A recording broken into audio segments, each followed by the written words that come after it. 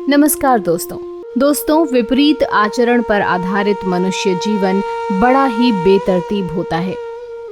अनिर्धार्य का निर्धारण एक अवसर के साथ ही बड़ी चुनौती बनकर सामने आती है। हर पुण्यात्मक कृत्य किसी और के लिए पापाचरण, तो वहीं कोई पाप कृत्य किसी के लिए पुण्याचरण हो जाता है। जीवन में हम कर्मों का फल पुण्य और पाप के रूप में भोगते हैं। तो दोस्तों, आज की इस वीडियो में हम आपके लिए एक ऐसी कहानी लेकर आए हैं जिसका शीर्षक है पाप कहाँ कहाँ जाता है। एक बार एक ऋषि ने सोचा कि लोग गंगा में पाप धोने जाते हैं, तो इसका मतलब हुआ कि सारे पाप गंगा में समा गए और गंगा भी पापी हो गई। और फिर उन्होंने अब यह जानने के लिए तपस्या की कि पाप कहाँ जाता है। तपस्या करने के फलस्वरूप देवता प्रकट हुए। ऋषि ने पूछा कि भगवान, जो पाप गंगा में धोया जाता है वह पाप कहाँ जाता है। भगवान ने कहा कि चलो गंगा जी से ही पूछते हैं। दोनों लोग गंगा के पास गए और कहा कि हे गंगे, सब लोग तुम्हारे यहाँ पाप धोते हैं, तो इसका मतलब आप भी पापी हुई। गंगा ने कहा, मैं क्यों पापी हुई? मैं तो सारे पापों को ले जाकर समुद्र में अर्पित कर देती हूँ। अब वे लोग समुद्र के पास गए और कहा, हे सागर, गंगा जो पाप आपको अर्पित कर देती हैं, तो इसका मतलब आप भी पापी हुए। समुद्र ने कहा, मैं क्यों पापी हुआ? मैं तो सारे पापों को लेकर भाप बनाकर बादल बना देता हूँ।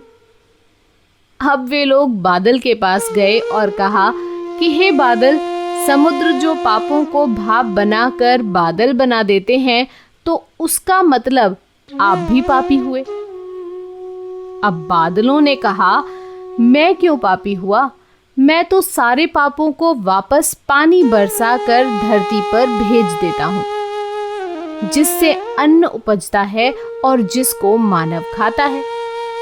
उस अन्न में जो अन्न जिस मानसिक स्थिति से उगाया जाता है और जिस वृत्ति से प्राप्त किया जाता है, जिस मानसिक अवस्था में खाया जाता है, उसी अनुसार मानव की मानसिकता बनती है।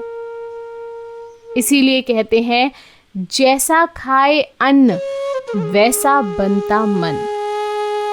अन्न को जिस वृत्ति अर्थात कमाई से प्राप्त किया जाता है और जिस मानसिक अवस्था में खाया जाता है, वैसे ही विचार मानव के बन जाते हैं। इसीलिए सदैव भोजन शांत अवस्था में पूर्ण रुचि के साथ करना चाहिए और कम से कम अन्न जिस धन से खरीदा जाए वह धन भी श्रम का होना चाहिए, क्योंकि पाप गंगा जी में धोने से शायद धुल तो जाते हैं, परंतु लौट फेर कर हमारे पास ही वापस आ जाते हैं। तो दोस्तों, केवल इतना निवेदन है कि कोशिश कीजिए कि जानबूझकर आप अपने जीवन में किसी भी प्रकार का पाप कृत्य ना करें। अनजाने में हुआ पाप तो ईश्वर क्षमा अवश्य कर देते हैं, परंतु जानबूझकर आप ऐसा कोई कृत्य ना करें। इसी के साथ वीडियो का समापन करते हैं।